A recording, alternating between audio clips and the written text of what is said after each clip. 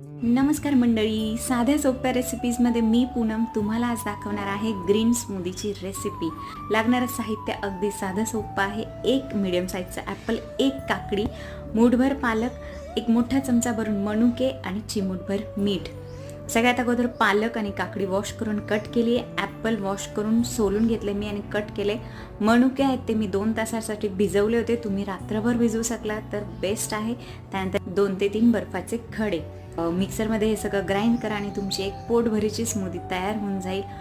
आणि कधी कधी स्वतःसाठी पण असं काहीतरी सुंदर बनवायला नक्कीच मज्जा येऊ शकते आणि पिल्यानंतर पण खूप फ्रेश वाटतं। नक्की बनवा।